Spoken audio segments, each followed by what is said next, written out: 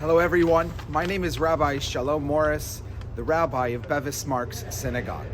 I'm speaking to you today from Creechurch Lane, the location of a proposed conservation area here in the City of London. And I'm here to speak to you because the city is proposing 3 different boundary options for this conservation area. And I'm here to tell you today why you should be supporting option number 3. And so this is my top 10 reasons to select option 3 in the City of London's new conservation area, the Creechurch Lane Conservation Area, and to support it through the consultation that they are running from now until the beginning of November. And you can fill out this consultation through following a link in the description of this video below. And so I'm going to go through these reasons one by one. Number 1, only option number 3 includes the location of Cunard House just behind me, the historic location of the first synagogue of the resettlement, where the first synagogue of British Jewry was established in 1657, known as the Creechurch Lane Synagogue. It's also directly opposite Grade 1 listed St. Catherine Creechurch, which is already included in the conservation area. Number 2, only option number 3 includes the location of 1 Creechurch Place, the historic location of the Duke's Place Synagogue, otherwise known as the Great Synagogue, that stood on that location from 1690 to 1941 when it was destroyed in the Blitz. Another incredibly important location for the history of Anglo-Jewry. The next reason for supporting option number 3 is that both of those buildings have a plaque marking their historic location. In fact, none of the other sites in this entire conservation area have any plaques except those 2 locations that have been excluded from the other options. And so that's yet another reason to support option number 3. Reason number 4 is that option number 3 also includes the incredibly dangerous site of 31 Berry Street, just over here to my left. A site which is known that with a tall building would overshadow and harm the synagogue. In fact, next week I'm going to release another video on the top 10 reasons to ensure that 31 Berry Street is included in this conservation area in option number 3. And so stay tuned for that video next week. And if you haven't yet subscribed to this channel, make sure that you do so that you can be sure to see this video when it's released in another week. The next reason for supporting option number 3 is that option number 3, by including all of these different sites, will ultimately comprise what's known as London's historic Jewish district. The conservation area already includes the historic footprint of the Holy Trinity Priory, which was the medieval priory that was in this location. However, by including these other sites, we can also ensure the integrity of the history of British Jewry by including all the main locations associated with the important history of our community, not to mention elements that have also been excluded from the medieval priory. And so collectively we can ensure that both the medieval and the modern story of this area is adequately respected and protected through a conservation area.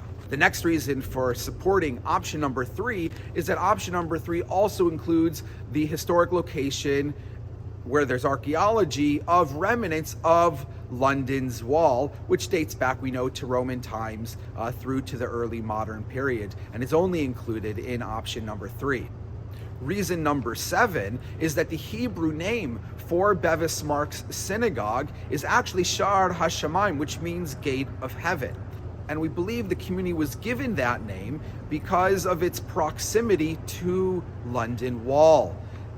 The word Sha'ar HaShamayim, Gate of Heaven, was probably a reference to the fact that close by were many of the city gates, including Aldgate, Bishopsgate, Moorgate. And the community thought to themselves, while those are the gates into the city, the synagogue is the gate to heaven.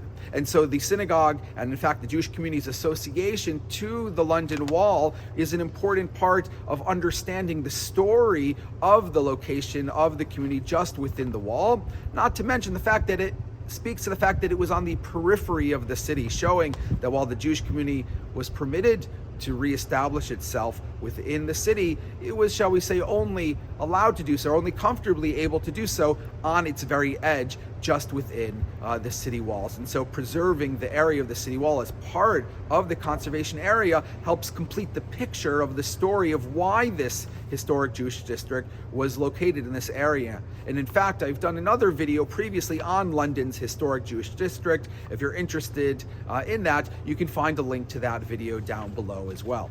Reason number 8 for supporting option number 3 is that option number 3 also includes the site of some important early 20th century buildings that are currently excluded from this conservation area in the other options. And while not listed buildings themselves, they are appropriate to be included in order to ensure that they are protected and preserved for future generations.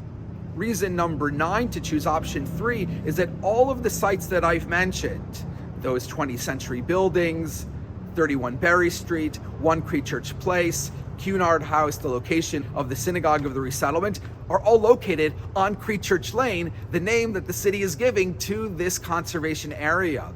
And to exclude so many buildings from Creechurch Lane would ultimately have a dire impact on the character of this conservation area that the city is intending to create. And it's only by including all of the locations on Creechurch Lane that we can preserve the character that makes Creechurch Lane and the surrounding area so special.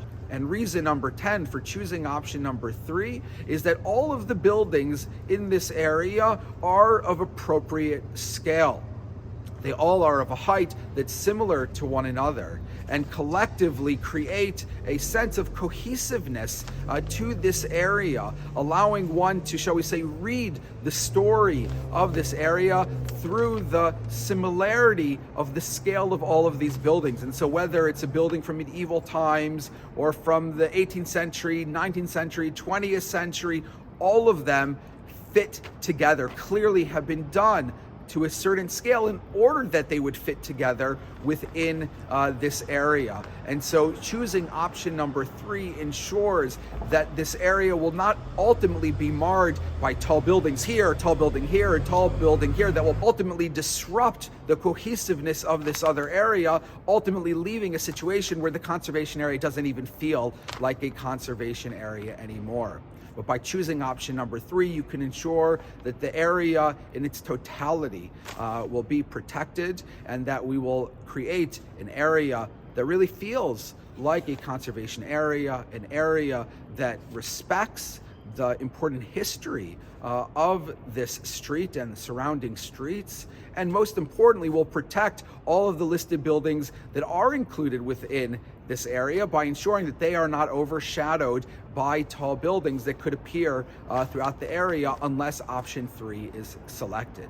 And so I ask you to please click the link below, follow through with the consultation through the 6th of November, select option number 3, and tell the city that it's option number 3 that they should vote for in ensuring that this conservation area will be a conservation area that lives up to its name, actually conserving the area. Thank you so much, and stay tuned once again for next week's episode on 31 Berry Street. Be sure to subscribe below. Thank you so much, and see you next time.